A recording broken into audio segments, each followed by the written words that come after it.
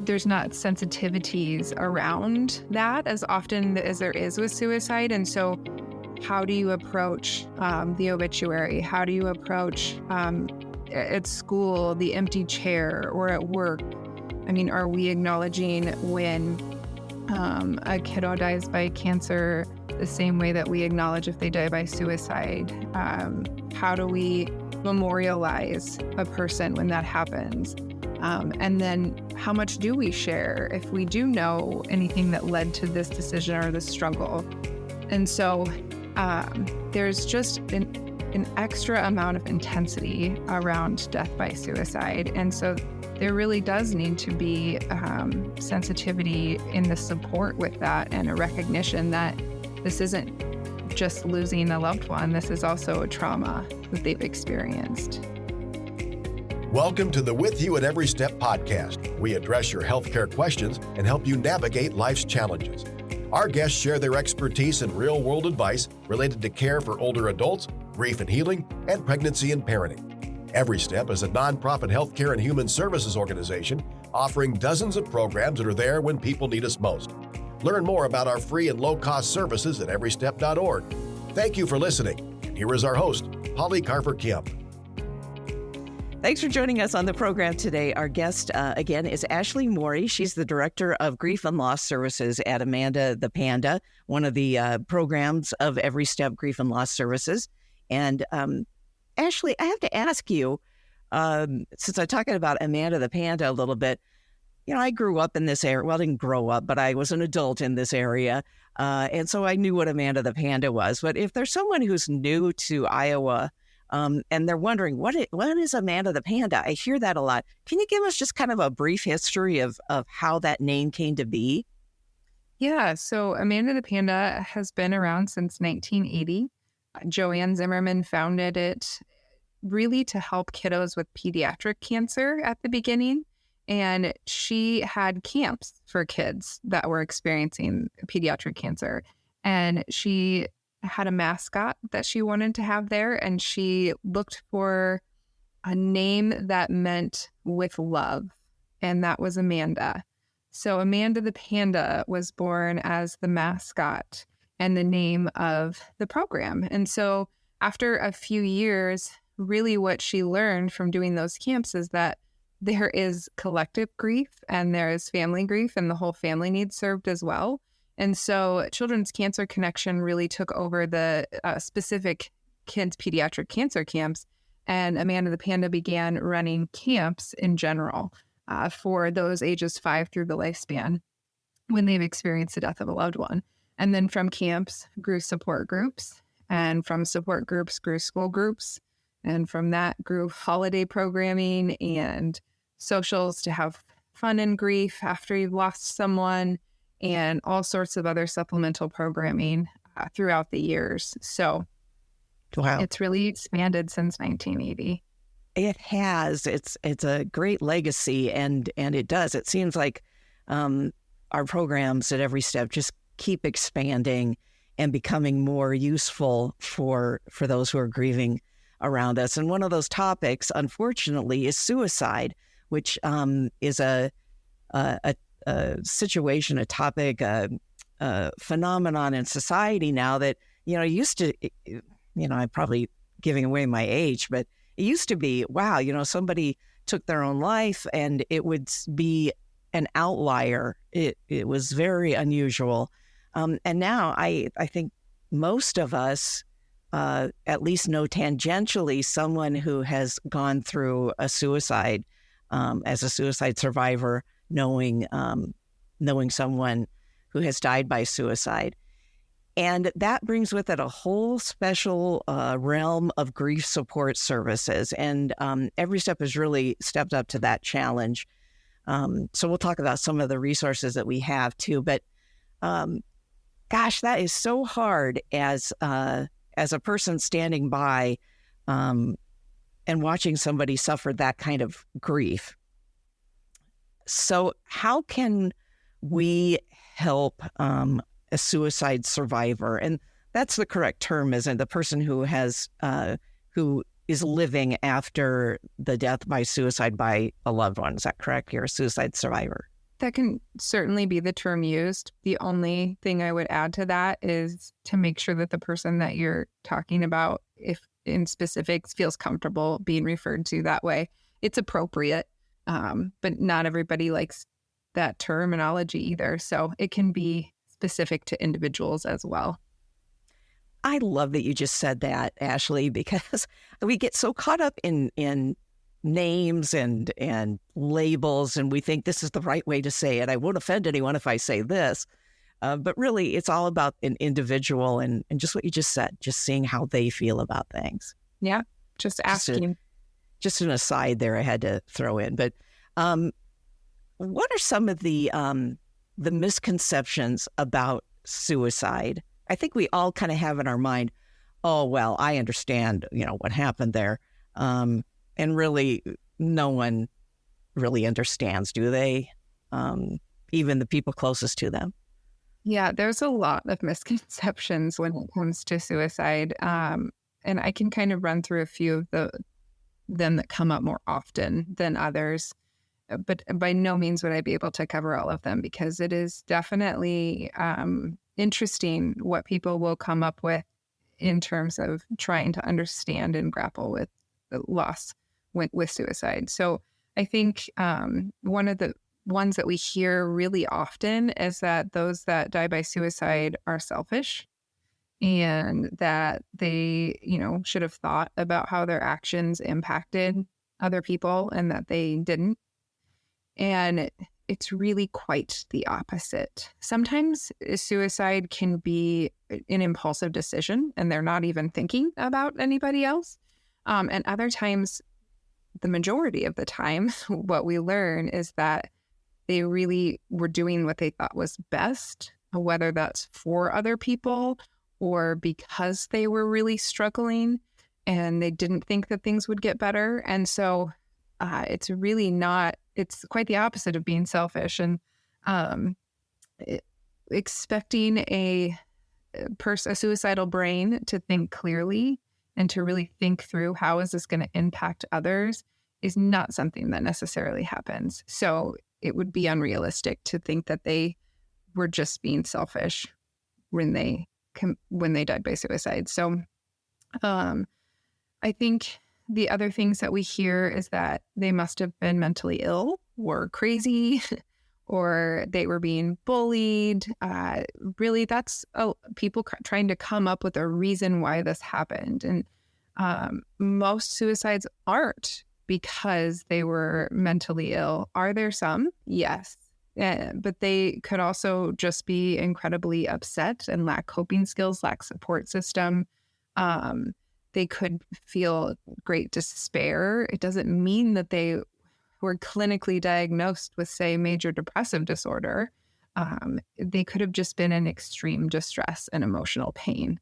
And so it's not always mental illness. And with teenagers, it's not always bullying. Of course, that can be a component, and of course that can happen. But it's a real misconception that just constantly is kind of where the storyline tends to go. And that doesn't apply to everyone. Oftentimes people think that those that die by suicide have planned it all out. And just as I had mentioned before, it can be an impulsive decision. And so they don't always leave a letter. That can be another misconception. And so sometimes you don't get an explanation, and we're left filling in the blanks, trying to figure that out and trying to figure out, did they think about this on their own? But that doesn't mean that that's the true storyline. And also people think that if they talk about suicide or they mention it in the obituary, or they're sharing how their person died in conversation, that other people will die by suicide because of that story. I've heard that a lot as well in grief work. And it's really quite the opposite, which the more education you get, the more conversation, open and honest conversation and understanding you have around something, the less likely you are to die by suicide, because you will understand the impact that it's having on everyone. And you will understand, like, if you talk about all of these things that you're going through and the emotions that you're feeling, and just how it's impacted not only family, self, but community, then oftentimes people will really think twice if that was something they were thinking about. I think also people sometimes believe that those that die by suicide are looking for attention. And if they just would have gotten a need fulfilled, they wouldn't have done it. And that's not true either. There's not necessarily like a clue or a warning, or that if I would have just done this, then it would have gotten better. I mean, it's really important not to ignore any signs. Whereas if somebody says that they are thinking about it, or that they can't see a way out or something like that, we always take that seriously. But because anybody that talks about that needs to be listened to, but they're not looking for attention when they're threatening to die by suicide. Again, not trying to blanket statement that there hasn't been a time that someone somewhere has sought attention in that capacity, but that's pretty rare in comparison. When people talk about those things, you really need to tune in and have those conversations and believe what you're hearing. All of these points you bring up make me think, I don't want to say more difficult, but how unique the grief must be for someone whose loved one has died by suicide. Because not only are they, I would imagine, dealing with just the grief of loss, all these questions must be going through their minds too. You know, did I miss a sign? Why did they do this to me? Was I not loving enough? That has to be very, very difficult. Right. There's also just an incredible amount of intensity that comes with suicide, because you are learning to grieve the loss of your loved one. And at the same time, you also have to grieve the trauma that has been experienced. And you also have to process that.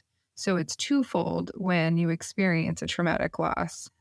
And there is a certain, I would say there's extensive or extra things that need to be done that don't have to be done around physical health reasons that people die, like with cancer or Alzheimer's or like anything like that. People don't tend to really ask a lot of questions, or there's not sensitivities around that as often as there is with suicide. And so how do you approach the obituary? How do you approach at school, the empty chair, or at work? I mean, are we acknowledging when a kiddo dies by cancer the same way that we acknowledge if they die by suicide? How do we memorialize a person when that happens? And then how much do we share if we do know anything that led to this decision or this struggle? And so there's just an extra amount of intensity around death by suicide. And so there really does need to be sensitivity in the support with that, and a recognition that this isn't just losing a loved one. This is also a trauma that they've experienced. Well, and we've talked about in a previous podcast about, you know, just being there for somebody who's grieving, and you know, it's sometimes people who are grieving feel like they're isolated. I'm imagining that's all the more likely when there's a suicide involved, because you really don't know what to say to someone who's grieving that kind of a death. Yeah, I think people do really struggle. I think even unknowingly, sometimes they struggle with being compassionate, like in the moment. Because if you've never been through that, that's something that's really hard to wrap your head around, and it's hard to get the words. And at the same time, it's so important to recognize that this is a loss, just like any other loss, in that they still want to talk about their loved one. We don't want to just talk to them about how they died, but let's talk to them about how they lived. That's a great piece of advice, because that's what's left now are the memories, and they're not going to. I mean, I would imagine the thinking all day isn't about the means of death. It's about the loss of a person you loved, and so you're thinking about that person. Yeah, right. And you don't necessarily have to talk with them about the trauma part. I mean, that can be something that you offer a listening ear, but if you're not an expert, then by no means should you have the expert responses, right?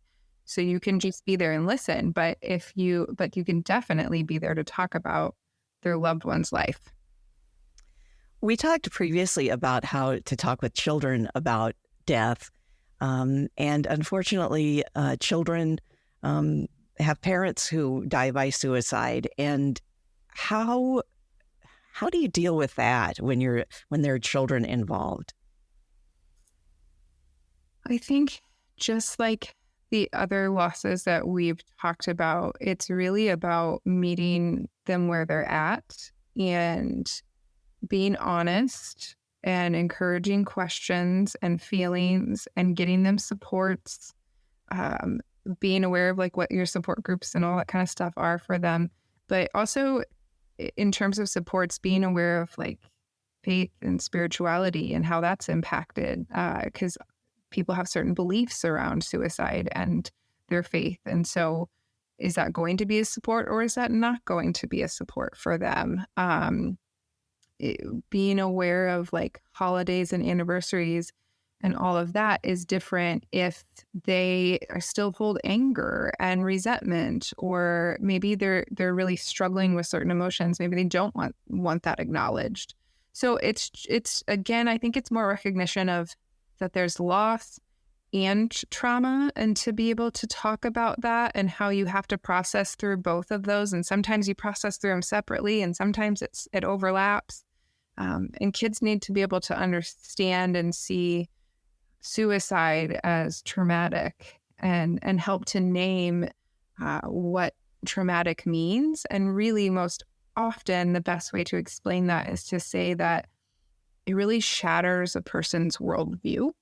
We look at the world in a certain way, and we expect or hope things to, that we're going to see our parent grow old, or that we're going to see our child get married or have kids or whatever milestones we envision. And those are the way that things are supposed to be. And so then when they change and it doesn't happen that way due to death, and especially death by suicide, then that kind of shatters that worldview, and you can lose trust, and you can lose predictability and understanding of how the way things are supposed to be. And so to be able to have those discussions about how that's what trauma feels like, and it feels really unsafe and confusing at times.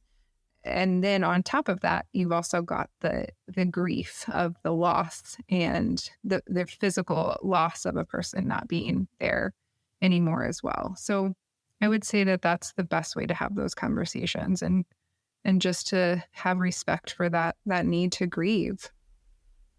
I know EveryStep has the traumatic loss grief support groups, and I suppose that those groups are especially helpful in dealing with all the emotions, not just, of course, sadness, but like you mentioned, anger, or, I don't know where I stand in the world anymore. You have special resources for those kinds of emotions too. Right. I mean, our groups are focused on not only the peer-to-peer connection, but learning feelings and how to cope with those feelings. And then getting education in addition to that, not only about grief, not only about trauma, but then about how to incorporate how you feel about something with what you can do about that, things in your control, things out of your control. And then just being able to have people that are present there with you and having a place for it, because it can be so overwhelming. That's the other part that our groups really provide, is that when you lose someone, your whole world is turned upside down and everything is impacted and everything changes. And so sometimes you have to continue to put one foot in front of another and continue on with your days without having the grief overwhelm you.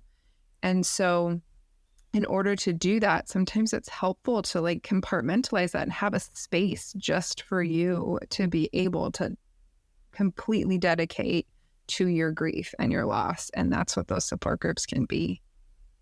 Yeah, let's talk about those groups for just a second, because before I became involved with EveryStep, I guess my impression of, if you would have said grief support group to me, I would have thought, well, it's a bunch of people sitting around crying. And, they're all feeling sad, and you leave feeling sad. And wow, that doesn't sound like that would be very helpful. And of course, that is, you do cry, I imagine, as you're talking about loved ones, but it's more than just commiseration, isn't it?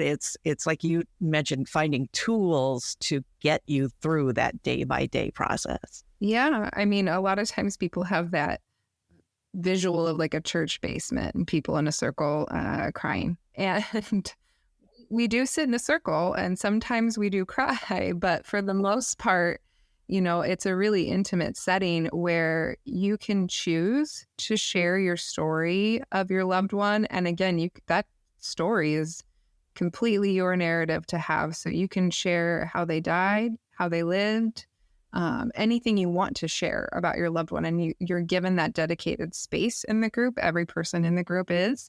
And you also don't have to. You can just be surrounded by other people who are sharing.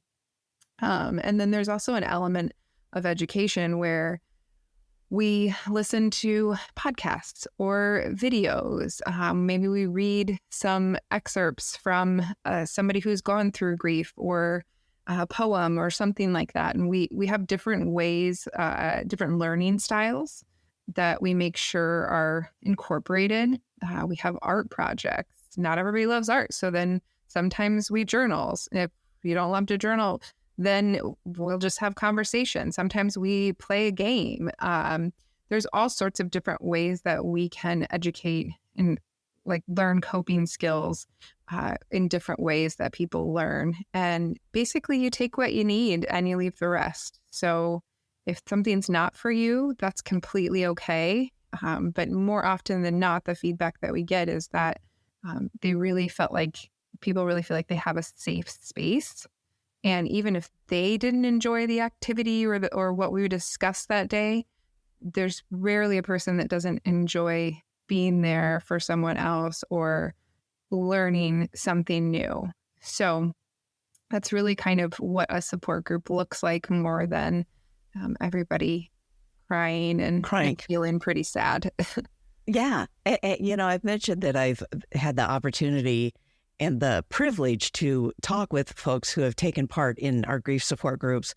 And a lot of them say, when I thought about going to this, I thought, I don't know if I really want to do that. I'd go into a room with a bunch of strangers and open myself up, and that it just feels kind of uncomfortable. But then they go for whatever reason has motivated them. And to the person, they've all said, man, so glad that I did that, because it wasn't what I thought it was going to be like. And just what you said, I didn't have to share things if I didn't want to. And so it really is, I think you might be thinking, I don't know if that's for me. But once you get there, you might find out, oh, that was for me. Right. It did help me.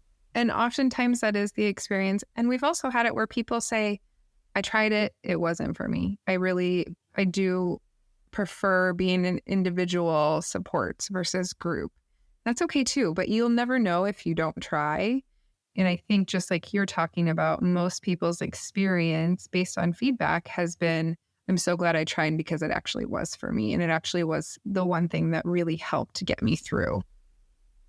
And it's important to note that all of our grief support resources and programs and support groups are all free.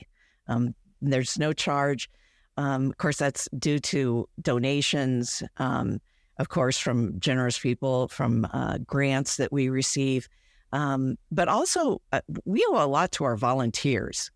There's talk a little bit about if somebody is maybe interested in volunteering with EveryStep. Amanda the Panda is a staff of 5. So we are a tiny team, and we serve about 1,600 to 1,800 people a year. And the only way we can do that is to have our volunteers help to run our programming. And so there are so many ways to help volunteer with Amanda the Panda. It could be running a support group. We have facilitator trainings, and we walk you through our curriculum. You can shadow another volunteer and sit in on groups before you join. If you're not comfortable with that side of things and delivering programming, we have everything from the yard work to keep our space looking nice to helping out with our holiday programming, being able to help us move to our event space and wrap Christmas presents. And we also have volunteer opportunities with our socials to be able to help people to have fun and guide them through different activities. I mean, the list really goes on, and we do have all of those outlined on our website as far as what different opportunities there are. And it's really just a matter of contacting our program coordinator of volunteers, and she'll meet with you and run you through all the opportunities and the things that you are interested in, and then talk about what the next steps would look like. There are so many opportunities if you're looking for volunteer work with EveryStep through the grief and loss programs. But in every aspect of what we do, I think there's a volunteer opportunity there. But if you are the one right now going through some sort of grief, there are so many resources available to you, and you may not know where to start, but our staff does know where to help you start. So if you would like more information, go to our website. It's everystep.org and then /care, everystep.org/CARE. It's a little online form. There's I think maybe 4 questions on there. It's confidential. There's no obligation. There's no cost involved. You just simply say, hey, I need help with this. Or maybe I'd like to volunteer, and they'll make sure they get it to the right person, and someone will reach out back to you. So it's a low stress type of outreach to our organization. Ashley, thanks for being on the show today. Of course. Thanks for having me. We're lucky to have Ashley Mori. She is the Director of Grief and Loss Services for EveryStep. And that's the program for today. I'm Polly Carver-Kimm.